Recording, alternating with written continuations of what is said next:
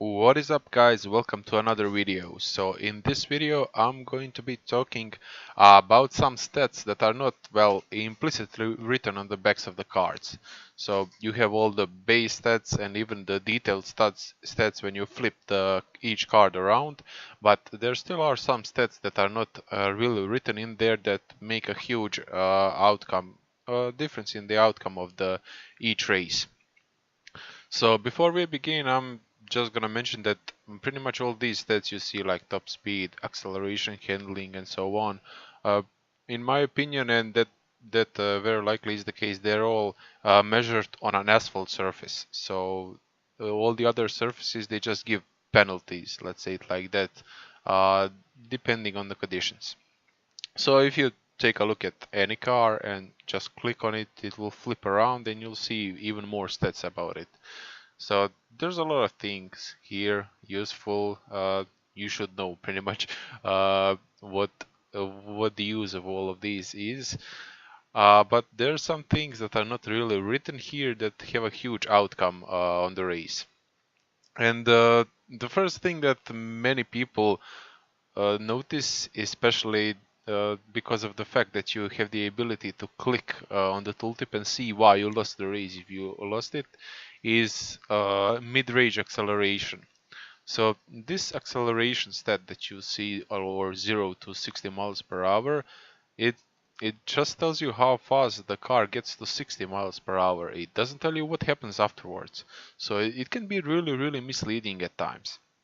And mid-range acceleration, it's pretty much something that tells you how fast the car is gonna go from, let's say, 100 kilometers per hour to 200 kilometers per hour.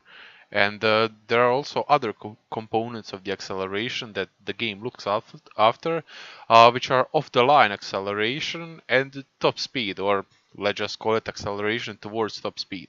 So there are multiple parameters to the acceleration that are not written in here, but the game takes account of them.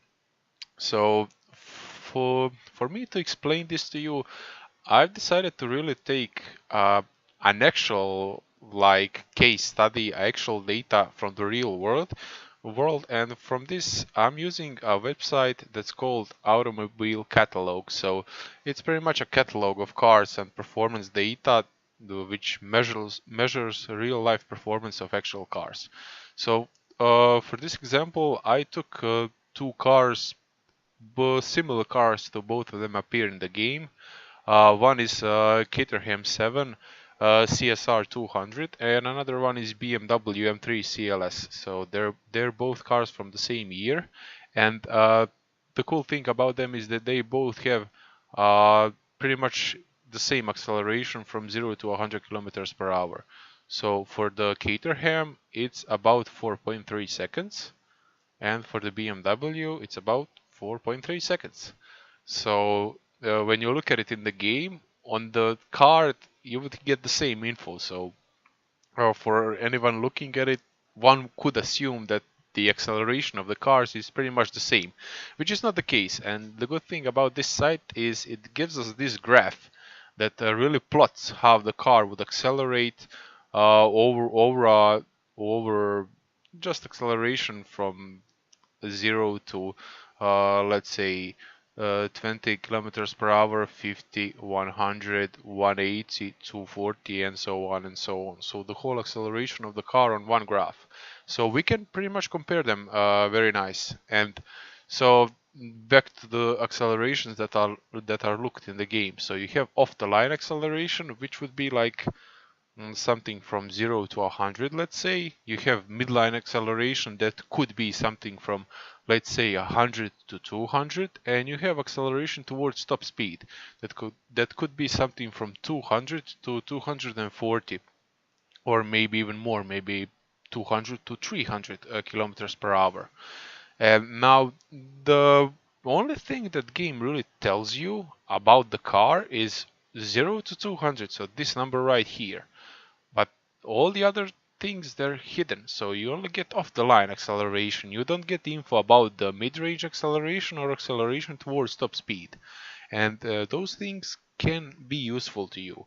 The sad thing is that you can't really find them in game. Like you can't open up a site like this and just look them up. There isn't something like that. You just have to learn them by heart. But you have to take note of that and you have to know how it works. So in this real life example, take a look at these two graphs and let's just compare them. So I align them to be pretty much one over the other. Let me just, yeah, this is a bit better. Yeah, it's perfect. So if we take a look at the acceleration, like off the line acceleration, so 0 to 100, it's same, pretty much the same, not a big difference. If we take a look at acceleration from 100 to 200, this is the BMW, this is the Caterham. You can see that Caterham, especially going towards 200 kilometers per hour, it drops off. And it drops off significantly. Their quarter mile times are also pretty much the same. You can see it up here. BMW wins by a really small margin. But as we go up, like even above 200 kilometers per hour, the Caterham can't even do it, and the BMW still has a decently steep acceleration curve. So this graph really just shows you how quickly the Caterham falls off when it comes to mid-range acceleration and acceleration towards top speed. So if you had races, like you have sometimes acceleration races that are like, I don't know, 100 miles an hour to 125 miles an hour, or 0 to 150, or 125 to 150. So the game only takes miles per hour, so I took the equivalence here. So you have these races on the drag strip. So looking at it, it will be like going from 200 to 240. So in this example, we would be just looking at these four last lines of the graph, and there you can see that Caterham really has like no chance against the BMW there. And if we look at this, it would be like 160 to 200. So this or these four lines here, and we can also see how much steeper the BMW curve there is. That's really what affects the speed of the cars in that term, and you really have to take note of that. Again, you can't really find that information, like how quick that car really is within the game, but you have to kind of learn it by heart and know it, and it's gonna help you a lot. Okay, so the second thing is the handling stat. So if you take a look at the handling stat, the same way okay, no, not really the same way, a bit different, but still the concept is the same.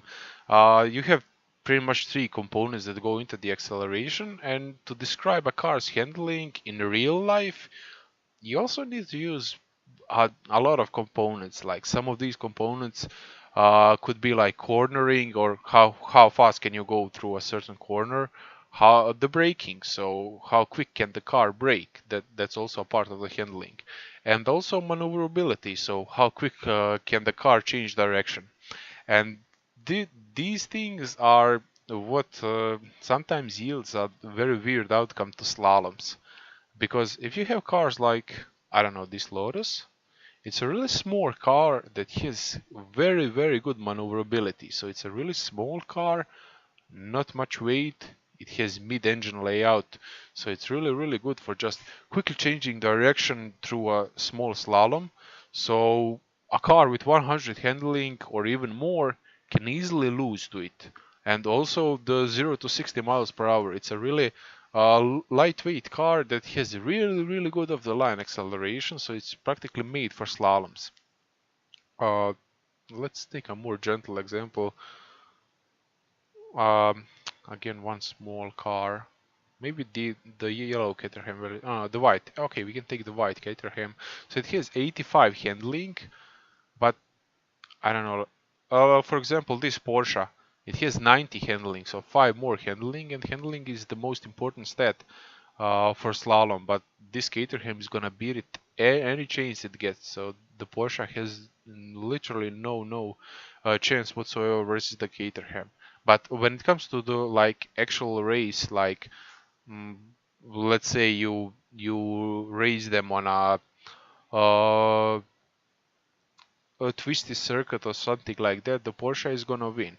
because while maneuverability is not really that good on it, Caterham is way better at that. The cornering is still pretty great. That's why it has 19 handling, and that's where off-the-line acceleration is not as important as it is on slalom, so it can win those races, but not really a slalom. Okay, so the tip number three, or the stat number three that it's really not in there, is wheel spin. So pretty much the amount of wheel spin. Now, when you're looking at asphalt, you don't really have to worry about it. But when you get into some rough conditions, like snow or wet dirt, or sometimes even rain, some cars experience a lot of wheel spin, which kind of damages their stats way beyond what you might think. So, for an example, if you take a look at this McLaren and this Camaro, in any drag race on a surface that's even on wet surface or any surface that's not snow or dirt, wet dirt, something like that, the McLaren is gonna win versus Camaro 100%. There's no arguing about it. But if you put two of these on a drag race, let's say a quarter mile or half a mile on wet dirt, the Camaro is gonna win every time, every single time. And the amount of wheel spin, I'm not exactly sure how the game calculates it. Traction control definitely makes a lot of difference, but they both have traction control. So in real life, the benefits would be engine position. So if you have a mid or rear engine and rear wheel drive, you have all that weight sitting on the wheels. So it would make sense for that car to be able to get some grip off the line much easier. But in this game, I think the pure weight makes the real difference in there. Another thing that makes me think that is when you have two cars. Okay, this is not completely upgraded. Okay, so if I had this car and that same exact car with this fused and upgraded to 2.3, so it would have better stats but less weight. I've seen a lot of examples where such cars that the more upgraded car, but it only has weight upgraded, loses on wet dirt versus the other car despite having better stats, but it has less weight. So in my opinion, the wheel spin simply kills it there, and that is one more stat in the game that appears, but you can't really find it on the back of the card or something like that. And the fourth and final thing is a hidden ride height stat. So no events. Let's where can I find an off-road race? Finland, yeah, Finland. Okay. Um, full off-road. Just a second. So when it comes to ground clearance, there's also a hidden stat. Let's take some off-roaders. Need a high ground clearance one like this. Okay. Yeah, twisty road. Okay, this is gonna be perfect. I don't care about the others. I don't care what happens. So this hammer is gonna win, and one hidden stat that's gonna help it is what the game tooltip says: high ground clearance for climbing rough terrain. Now the thing, it's not this does not necessarily show up for any car that has high ground clearance. Like in this example, yeah, this one had medium, but you sometimes have high ground clearance cars that are not off-roaders, that are just like, I don't know, like standard wheel thingies, but not off-road cars, and they have high ground clearance, but they don't have high ground clearance for climbing rough terrain. And that hidden stat also helps you in races like this one is, like twisty road on snow, on all types of hill climbs, or pretty pretty much any race where you have to crawl through water, but on a rough terrain like dirt, snow, and stuff like that. So bear that in mind. Also, you also can't see it written anywhere, but the thing is, it really is a stat that's gonna impact your game, and when you learn which cards have it and which don't, it's really gonna help you a lot. So that is it for this video, guys. I hope you enjoyed it, and I really hope it was helpful to you. So make sure to subscribe for more content in the future, and drop a like if any of this helped you. So see you soon, and bye bye.